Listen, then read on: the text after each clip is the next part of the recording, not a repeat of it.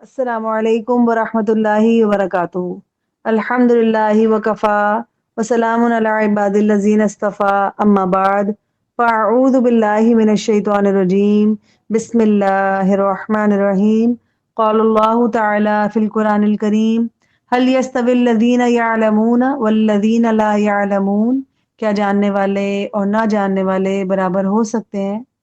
آج ہم ایک اور نئی دعا سیکھیں گے جو رسول اللہ صلی اللہ علیہ وآلہ وسلم نے ہمیں بتائی، مسنون دعا ہے، اور اس میں خاص 3 چیزوں سے پناہ طلب کرنے کی دعا ہے یہ۔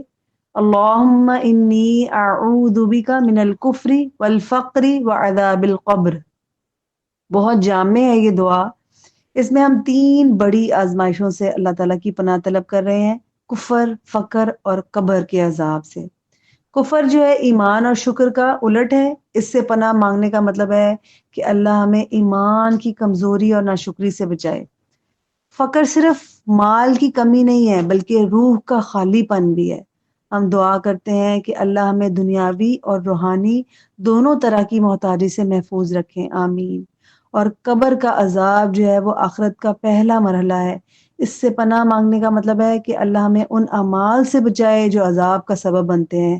سب سے بڑی بات ایک ہے نافرمانی اور دوسری غفلت۔ یہ دعا دراصل ایمان، شکر، قناعت اور فرما برداری کی توفیق مانگنے کی خوبصورت التجا ہے اللہ تعالیٰ سے۔ اللہ تعالیٰ ہماری دعاؤں کو قبول و منظور فرمائے اور ہمیں ہمیشہ حق پر چلنے والا رستہ صاف ستھرا دکھلائے، آمین یا رب العالمین۔ السلام علیکم ورحمۃ اللہ وبرکاتہ۔